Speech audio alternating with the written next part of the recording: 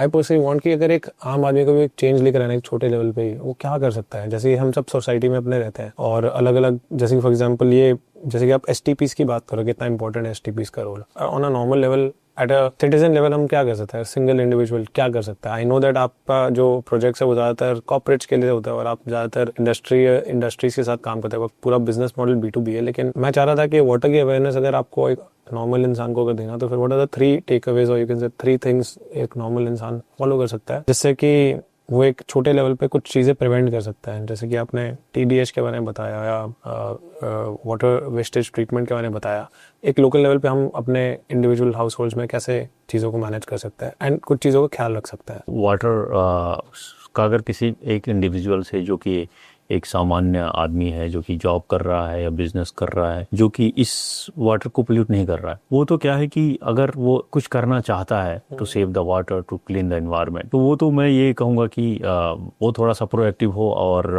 अपने यहाँ के ही DM को लेटर लिखे कि क्या क्वालिटी है वाटर की। जो हमारे यहाँ इंडस्ट्रीज हैं वो कोई ऐसा तरीका है जहाँ पे हमको ये सारा का सारा चीज़ें डेफिनेटली हर जो DM होते हैं, जो उनके पास होता है, उनसे पूछ सकते हैं RTI के थ्रू कि जितनी इंडस्ट्रीज हैं, कितनी इंडस्ट्रीज जो हैं वाटर को ट्रीट कर रही हैं, इनके यहाँ उससे रिलेटेड किस कैपेसिटी का प्लांट लगा है। क्योंकि इंडस्ट्रीज में क्या होता है कि उनके यहाँ 2 लाख लीटर पानी वेस्ट वाटर होता है, उनके यहाँ जो प्लांट लगे होते हैं वो 1 लाख की क्षमता के लगे होते हैं। तो वो क्या करते हैं, 1 लाख लीटर पर डे का वेस्ट वाटर, जो कि जहर होता है, द रिच पॉइजन, वो क्या है सीधे ड्रेन कर देते हैं एनवायरनमेंट में। तो एक नॉर्मल अगर इंसान एनवायरनमेंट में कैसे मतलब ड्रेन करते हैं, मतलब व्हाट आर द वेज की सीधे रिवर में डाल देता है? सीधे क्या होता है कि ड्रेन करने का तरीका ये है कि देखिए, जो ये आपके जो ड्रेनेज है आपकी सोसाइटी के सामने ड्रेन है, ड्रेनेज काइंड ऑफ नाली नाला।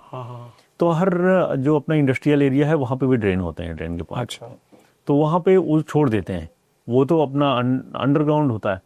तो वहाँ पे पाइप लगाया और उसमें जा रहा है। किसी जाता कहाँ पर है सारा? ये बेसिकली जाता रहता है। ये आपका जो हर शहर से एक छोटी सा नाला निकला होता है आसपास से, साइड से। अभी आप नोएडा में देखिए, आप यहाँ बैठे हैं, आपके पीछे से ही नाला जा रहा है। मेरा ऑफिस जो है उसके बगल में एक नाला है। हम अवॉइड करते हैं, लेकिन नाला है, हम देखना नहीं चाहते। नाला है, यही सारा ड्रेनेज वाला वो नाला में जो गंदा वाटर तो इसके अंदर इंडस्ट्री वाला भी है, रेजिडेंशियल वाला भी है, सारा मिक्स्ड है। और ये सारा एंड में जाता कहाँ पर है? ये सीधे, ये क्या है, एक तो जाएगा, जहां से जाएगा उसके आसपास तो बीमारियां फैलाएगा। अब नहीं जाता कहाँ पर, मतलब ये क्या है कि जैसे अपने NCR का जो सारा NCR का जो जाता है, NCR के बगल में पॉइंट हो गए, जैसे आपके बगल में हिंडन नदी। हाँ, ये हिंडन नदी में जाके मिल जाता है। अच्छा, यमुना भी तो जाता है। हाँ, तो ये हिंडन नदी आगे जाके यमुना से मिल जाती है। ओके, फिर यमुना से फिर जाके आगे गंगा में मिल जाता है। मतलब बेसिकली सारा रिवर्स को ही पोल्यूट कर रहा है। हाँ, सारा रिवर्स को। Oh my God. और ये रिवर्स का पानी, और उसके बाद क्या है, जो वाटर जो है, ये वाटर क्या है कि नीचे, जैसे हम रेन वाटर हार्वेस्टिंग बनाते हैं तो वाटर को धीरे धीरे नीचे चला जाता है। जैसे जो वेस्ट वाटर है ये नीचे धीरे धीरे चला जाता है, ठीक है। और जब जैसे ही नीचे जाएगा धीरे धीरे हमारे सॉइल के अंदर, जमीन के अंदर, मदर अर्थ के अंदर, वहां पे भी वाटर की क्वालिटी खराब हो जाएगी, सॉइल की क्वालिटी खराब तो मेरे ख्याल से ऑलरेडी हो रखी है और भी खराब होती हो जाएगी in the years to come. जैसे आप बता रहे हैं कि 5 years पहले TDH was 1000, अभी हार्डनेस was 500 एंड अभी 2500 हो गया। तो it's a very alarming situation right now for the entire country. अगर आपको ये क्लिप अच्छी लगी और आपको और ऐसे क्लिप्स देखने हैं, then do subscribe to the solo clips for more such clips.